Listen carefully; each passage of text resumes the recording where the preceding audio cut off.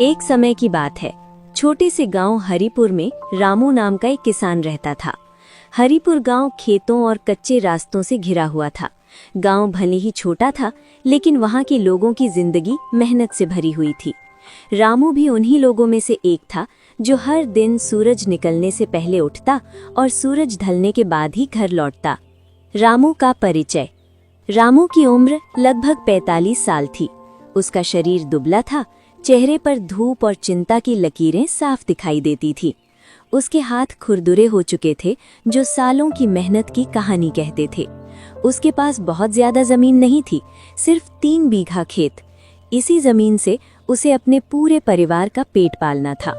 परिवार की जिम्मेदारी। रामू के परिवार में उसकी पत्नी सीता, बेटा मोहन और गुड़िया थी। सीता एक समझदार और मेहनती महिला थी। वो घर का काम संभालती, जरूरत पड़ने पर खेत में भी हाथ बंटाती। रामू का सपना था कि उसके बच्चे पढ़ लिखकर उससे बेहतर जिंदगी जिएं। दिन की शुरुआत। रामू का दिन अंधेरे में शुरू होता था। मुर्गे की बांग सुनते ही वो उठ जाता, मुंह पर पानी डालता और सीधे पशुओं के बाड़े की ओर चला जाता। वो पहले गाय और बैलों को चारा देता।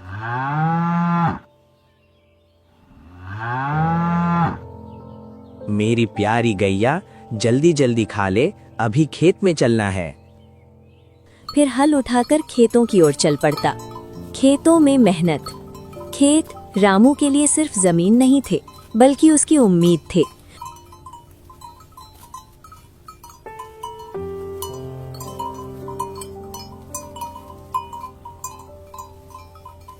वो मिट्टी को हाथ से छूकर उसकी नमी परखता, फिर तय करता कि आज क्या काम करना है। कभी निराई, कभी गुड़ाई, कभी सिंचाई, हर काम वो खुद करता था। धूप और थकान। तेज धूप में रामू का पसीना धरती पर गिरता रहता। उसकी कमीज पूरी तरह भीग जाती, लेकिन वो रुकता नहीं था। वो जानता था, आज की मेहनत कल के खाने का इंतजाम है। किसान की चिंता। किसान की जिंदगी हमेशा आसान नहीं होती। कभी फसल खराब हो जाती, कभी बाजार में दाम गिर जाते। ऐसे समय रामू रात रात भर सो नहीं पाता। वो सोचता, बच्चों की पढ़ाई कैसे चलेगी, घर का खर्च कैसे निकलेगा। एक साल मौसम ने साथ नहीं दिया। फसल आधी से ज्यादा खराब हो गई। रामू की सारी मेहनत मिट्टी में मिल गई। मजबूरी में उसे साहूकार से कर्ज लेना पड़ा। साहूकार भैया, मुझे कुछ पैसे उधार चाहिए था। मेरा फसल खराब हो गया है, क्या मुझे 10,000 मिल सकता है? हाँ ठीक है, लेकिन मैं ब्याज पर 10,000 रुपए दूंगा और मुझे जल्दी पैसा लौटा देना।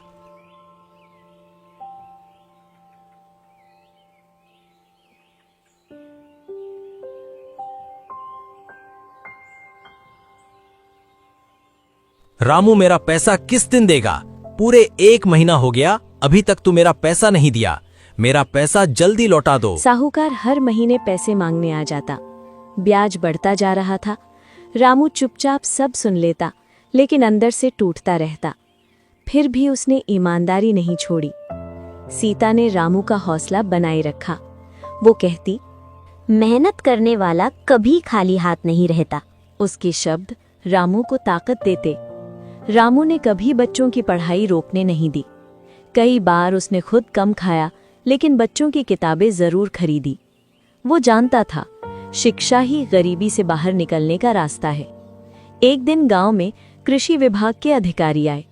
उन्होंने किसानों को नई खेती की तकनीक और बेहतर बीजों के बारे में बताया। रामू ने ध्यान से सब सुना।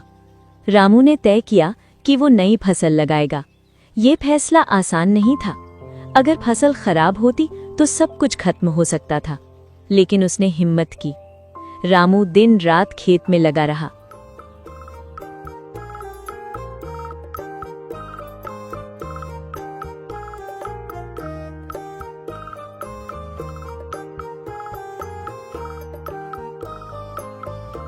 वो हर पौधे की देखभाल करता, पानी समय पर देता और खरपतवार हटाता। इस बार फसल बहुत अच्छी हुई। हरे भरे खेत देखकर रामू की आंखों में खुशी के आंसू आ गए। उसे लगा उसकी मेहनत सफल हो गई। फसल बेचकर रामू ने साहूकार का कर्ज चुका दिया। सालों बाद उसके कंधों से बोझ उतर गया। घर में खुशी का माहौल था। सीता मुस्कुरा रही थी, बच्चे हंस रहे थे। कई दिनों बाद घर में ढंग का खाना बना। अब गांव वाले रामू की इज्जत करने लगे। लोग उससे खेती की सलाह लेने लगे। वो जान गया, मेहनत कभी बेकार नहीं जाती। रामू आज भी सादा जीवन जीता है। वो कहता है, किसान गरीब हो सकता है लेकिन कमजोर नहीं। अब रामू की सुबह थोड़ी हल्की लगती थी। वो अब भी सूरज से पहले उठता, लेकिन मन पर कर्ज का बोझ नहीं था। वो खेत में जाता और फसलों को देखकर मन ही मन धन्यवाद देता। रामू ने तय किया कि वो अब खेती को और समझदारी से करेगा। वो सिर्फ पुराने तरीकों पर निर्भर नहीं रहा। बीज चुनने लगा, मिट्टी की जांच करवाने लगा और पानी का सही इस्तेमाल करने लगा। गांव वाले अब रामू को अलग नजर से देखने लगे थे। जो लोग पहले उसका मजाक उड़ाते थे, अब उससे पूछते, रामू, तूने ऐसा क्या किया कि फसल इतनी अच्छी हो गई? रामू बस मुस्कुरा देता। मोहन अब 8वीं कक्षा में पहुंच गया था। वो पढ़ाई में तेज था और सवाल बहुत पूछता था। गुड़िया भी स्कूल में अव्वल आती। रामू बच्चों को देखकर सोचता, मेरी मेहनत इनकी किताबों में दिख रही है। रामू चाहता था कि मोहन खेती को नई सोच से देखे। वो कहता, खेती छोड़ना मत, लेकिन इसे समझकर करना। मोहन ध्यान से सुनता। एक साल सरकार ने जमीन की नाप शुरू करवाई। कागजों की जांच होने लगी। रामू के पास पुराने कागज पूरे नहीं थे। उसे डर लगा, कहीं जमीन ही न चली जाए। रामू को तहसील के चक्कर लगाने पड़े। लाइन में खड़ा रहना, कागज बनवाना, अफसरों की बातें सुनना, ये सब खेत की मेहनत से ज्यादा थका देने वाला था। एक अफसर ने रामू से कहा, तुम जैसे गरीब किसान क्या समझते हैं कानून? रामू की आंखें झुक गईं, लेकिन इस बार वो टूटा नहीं। सीता ने कहा, तू झुकना मत, ये जमीन तेरे पसीने की है। रामू को फिर हिम्मत मिली। रामू ने दूसरे किसानों से बात की। पता चला सबकी हालत एक जैसी थी।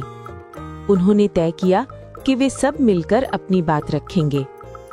गांव के किसान एक साथ तहसील पहुंचे। रामू ने पहली बार सबके सामने बोला, ये हमारी जमीन है, जमीन हमारे बुजुर्गों ने दिए हैं, इस पर हमारा हक है। उसकी आवाज कांप रही थी, लेकिन शब्द सच्चे थे। सच की जीत। जांच के बाद सरकार ने जमीन किसानों के नाम फिर से दर्ज कर दी। रामू की सबसे बड़ी चिंता खत्म हुई। नई सोच, नया रास्ता। अब रामू दूसरे किसानों को भी नई तकनीक समझाने लगा। वो कहता, हम गरीब हैं, लेकिन अनजान नहीं। रामू ने गांव में एक छोटा किसान समूह बनाया। सब मिलकर बीज खरीदते, सलाह करते और फसल बेचते। अब लोग रामू को समझदार किसान कहने लगे। गांव की पंचायत में उसकी राय सुनी जाती। मोहन अब खेती पढ़ना चाहता था। गुड़िया अध्यापिका बनने का सपना देखती। रामू की आंखों में आंसू आ जाते, खुशी के। समय धीरे धीरे आगे बढ़ रहा था, लेकिन रामू की जिंदगी में हर दिन एक नई परीक्षा लेकर आता था। कर्ज से मुक्ति, सम्मान की वापसी और गांव में पहचान मिलने के बाद रामू को लगा था कि अब शायद जिंदगी आसान हो जाएगी। लेकिन जिंदगी किसानों को कभी आराम से जीने नहीं देती। नई सुबह, नई चिंता। उस दिन रामू सुबह बहुत जल्दी उठ गया। उसकी नींद बार बार टूट रही थी। आज मोहन की 10वीं की परीक्षा का परिणाम आने वाला था। मोहन पूरे गांव का सबसे मेहनती छात्र था। रामू की सारी उम्मीदें उसी से जुड़ी थी। मोहन पढ़ लिखकर कृषि अधिकारी बनना चाहता था। वो कहता था, बाबा, मैं किसानों की मदद करूंगा, उन्हें लुटने नहीं दूंगा। रामू ये सुनकर मुस्कुराया। जब परिणाम आया, मोहन पूरे ब्लॉक में पहले नंबर पर था। गांव में खुशी की लहर दौड़ गई। सीता की आंखों से खुशी के आंसू बहने लगे। रामू ने पहली बार खुद को अमीर महसूस किया।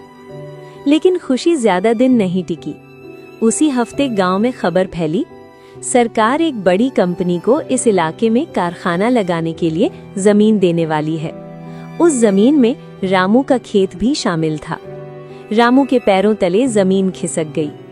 वो खेत उसकी माँ थी, उसकी पहचान थी, उसका सब कुछ था। अगर जमीन चली गई तो वो फिर कुछ नहीं रह जाएगा। कुछ दिन बाद सफेद गाड़ियों में कुछ लोग आए। वे सूट पहने हुए थे। उन्होंने कहा, सरकार ने ये जमीन ले ली है, आपको मुआवजा मिलेगा। रामू ने पूछा। हम जमीन के बिना क्या करेंगे? उन्होंने ठंडी आवाज में कहा। वो आपकी समस्या है।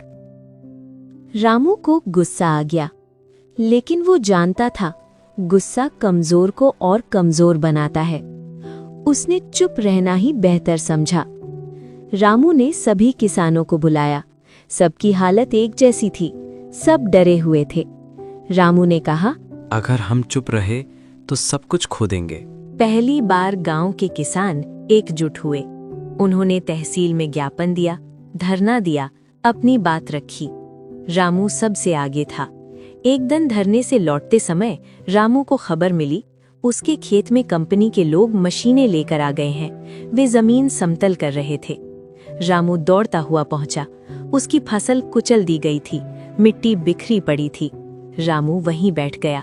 उसने पहली बार खुलेआम रोया। सीता उसके पास बैठ गई। उसने कहा, जमीन छीनी जा सकती है, लेकिन हौसला नहीं। रामू की आंखों में फिर से आग जल उठी। मोहन ने कहा, बाबा हम कोर्ट जाएंगे। रामू को विश्वास नहीं हुआ। तू इतना छोटा है। मोहन बोला, लेकिन मैं चुप नहीं हूँ। रामू ने पहली बार कानूनी रास्ता चुना। ये लड़ाई लंबी और कठिन थी। कागज, तारीखें, दौड़ भाग, खर्च, सब कुछ उसकी ताकत से बाहर लग रहा था। कई किसान बीच में हार गए। उन्होंने जमीन बेच दी। रामू अकेला पड़ता जा रहा था। रामू ने कहा, अगर मैं गिर गया तो मेरे बच्चों का भविष्य भी गिर जाएगा। कई महीनों की लड़ाई के बाद कोर्ट ने आदेश दिया, बिना पूरी सहमति जमीन नहीं ली जा सकती। रामू फूट फूट कर रो पड़ा। ये उसकी जिंदगी की सबसे बड़ी जीत थी। अब रामू सिर्फ किसान नहीं था, वो एक आवाज था। रामू की जीत सिर्फ उसकी अपनी नहीं थी, वो पूरे गांव की जीत बन गई थी। जिस दिन कोर्ट का फैसला आया, उस दिन हरिहरपुर गांव में जैसे दीपावली मनाई गई। लोगों ने पहली बार महसूस किया कि किसान भी अपनी किस्मत खुद बदल सकता है। नई सुबह, नई सोच। अब गांव की सुबह पहले जैसी नहीं रही। पहले लोग डरे सहमे रहते थे, अब उनकी आंखों में हिम्मत थी। लोग एक दूसरे से कहते, अगर रामू कर सकता है तो हम क्यों नहीं। रामू ने महसूस किया कि ये सही समय है कुछ बड़ा करने का। उसने गांव के सभी किसानों की बैठक बुलाई। वो बोला, अब हमें सिर्फ खेत में नहीं, दिमाग से भी खेती करनी होगी। लोग ध्यान से सुन रहे थे। रामू और मोहन ने मिलकर गांव में एक छोटा सा कृषि प्रशिक्षण केंद्र शुरू किया। यहाँ किसानों को बताया जाता, सही बीज कैसे चुनें, पानी की बचत कैसे करें, जैविक खेती कैसे करें, मंडी में सही दाम कैसे लें। धीरे धीरे पूरा गांव सीखने लगा। पानी की समस्या का हल। हरिहरपुर में सबसे बड़ी समस्या थी पानी। गर्मियों में कुएं सूख जाते थे। रामू ने सरकारी योजना के बारे में पता किया।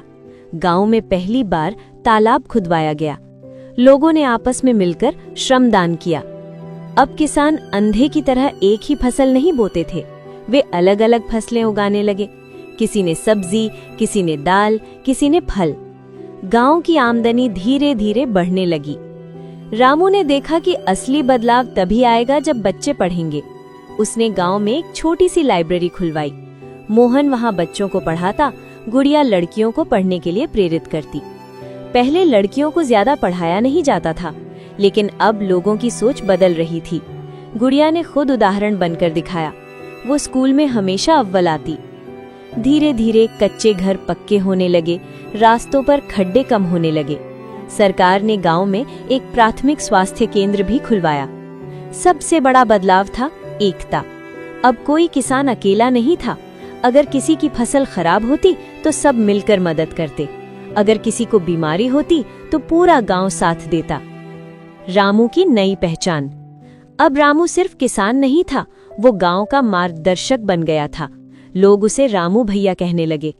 एक दिन रामू खेत में बैठा डूबते सूरज को देख रहा था। सीता ने पूछा, क्या सोच रहे हो? मैं सोच रहा हूँ अगर हर किसान जाग जाए तो ये देश बदल सकता है। अब हरिहरपुर पहले जैसा नहीं रहा। वहां डर नहीं, हिम्मत थी। वहां गरीबी थी, लेकिन आत्मसम्मान भी था। हरिहरपुर गांव अब बदल चुका था। लोगों की आंखों में डर नहीं, हिम्मत थी। और इस बदलाव की जड़ में था एक साधारण किसान रामू। लेकिन जिंदगी हमेशा सीधी रेखा में नहीं चलती। जब सब कुछ ठीक लगने लगता है, तभी कोई नई परीक्षा सामने आ जाती है। सुबह रामू खेत में हल चला रहा था। धूप हल्की थी, हवा ठंडी। मोहन दूर खड़ा उसे देख रहा था। उसके मन में बहुत दिनों से एक बात चल रही थी। मोहन अब 12वीं पास कर चुका था। उसके शिक्षक ने कहा था, तुम्हें शहर जाकर आगे पढ़ना चाहिए। मोहन का सपना था कृषि इंजीनियर बनने का। वो चाहता था कि वो खेती को नई तकनीक से जोड़ सके, लेकिन वो जानता था शहर जाना आसान नहीं। शाम को मोहन ने रामू से कहा, बाबा, मैं शहर जाकर पढ़ना चाहता हूँ। रामू चुप हो गया। रामू को खुशी भी हुई और डर भी। खुशी इसलिए कि उसका बेटा आगे बढ़ना चाहता था, डर इसलिए कि शहर बड़ा था और वे बहुत छोटे। सीता ने धीरे से कहा, अगर हम अपने सपनों को खुद ही रोक देंगे तो वे कभी उड़ नहीं पाएंगे। रामू ने गहरी सांस ली। उस रात रामू सो नहीं पाया। उसे लगा जैसे उसका दिल 2 हिस्सों में बट गया हो। एक हिस्सा बेटे को रोकना चाहता था, दूसरा उसे उड़ने देना। अगली सुबह उसने मोहन से कहा, जा बेटा, लेकिन कभी अपनी मिट्टी मत भूलना। मोहन की आंखों में आंसू आ गए। मोहन पहली बार बस में बैठा और दिल में हजारों सपने। रामू उसे बस स्टैंड तक छोड़ने गया। बस चल पड़ी। रामू वहीं खड़ा रहा जब तक बस दिखाई देती रही। घर लौटते समय रामू को सब कुछ खाली लग रहा था। मोहन की आवाज, उसकी हंसी, सब गायब था। खेत भी उसे उदास लग रहे थे। उसी साल बाजार में फसल के दाम अचानक गिर गए। किसानों को बहुत कम पैसा मिलने लगा। रामू को लगा ये फिर से एक बड़ी परीक्षा है। गांव वालों की चिंता। लोग रामू के पास आए। अब क्या करें? इस दाम में हम तो टूट जाएंगे। रामू जानता था अगर उसने रास्ता नहीं दिखाया तो सब बिखर जाएंगे। रामू ने कहा, हम बिचौलियों को अपना फायदा उठाने नहीं देंगे। उसने तय किया कि किसान सीधे मंडी से जुड़ेंगे। रामू ने गांव में किसान सहकारी समिति बनाई। अब किसान अपनी फसल मिलकर बेचते थे। इससे उन्हें सही दाम मिलने लगा। एक शाम मोहन का फोन आया। वो बोला, बाबा, मैंने बहुत कुछ सीखा है। यहाँ खेती को वैज्ञानिक तरीके से देखते हैं। रामू की आंखों में खुशी थी, लेकिन मोहन की जिंदगी शहर में आसान नहीं थी। छोटा कमरा, कम पैसा, ज्यादा पढ़ाई। कभी कभी वो थक जाता, लेकिन उसे बाबा की मेहनत याद आ जाती। रामू हर बार मोहन से कहता, अगर खेत में बीज धूप सह सकता है तो तू भी सह सकता है। मोहन मुस्कुरा देता। उधर गांव में कुछ बड़े व्यापारी आए। वे किसानों की जमीन खरीदना चाहते थे। लालच दिया, बहुत पैसा मिलेगा। कुछ लोग डगमगा गए। अगर जमीन बिक जाती तो पूरा गांव मजदूर बन जाता। रामू को समझ आ गया, ये सबसे बड़ी लड़ाई है। रामू ने घर घर जाकर लोगों को समझाया।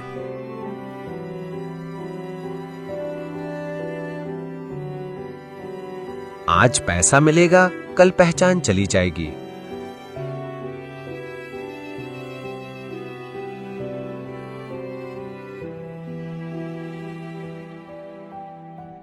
आज पैसा मिलेगा, कल पहचान चली जाएगी। कुछ लोग मान गए, कुछ नहीं। कुछ किसान जमीन बेच बैठे। रामू को बहुत दुख हुआ। उसे लगा जैसे उसकी मेहनत टूट रही हो। उसी समय मोहन गांव लौटा, छुट्टी में। उसने देखा कि गांव फिर संकट में है। उसने कहा, बाबा, हम हारेंगे नहीं। रामू और मोहन फिर साथ खड़े थे। एक पीढ़ी दूसरी पीढ़ी को ताकत दे रही थी। रामू समझ गया, अब उसकी लड़ाई सिर्फ खेत की नहीं, भविष्य की है। ये लड़ाई अब सिर्फ जमीन की नहीं थी, ये लड़ाई थी पहचान की, सम्मान की और आने वाली पीढ़ियों के भविष्य की। रामू समझ चुका था, अगर आज वो झुक गया तो आने वाले कल में उसके बच्चे सिर उठाकर जी नहीं पाएंगे। तूफान से पहले की शांति। उस सुबह गांव में अजीब सी खामोशी थी। पंछी भी कम बोल रहे थे। रामू अपने खेत के किनारे खड़ा था। वो मिट्टी को हाथ में लेकर चुपचाप देख रहा था। उसे लग रहा था जैसे ये मिट्टी उससे कुछ कह रही हो, मुझे मत छोड़ना,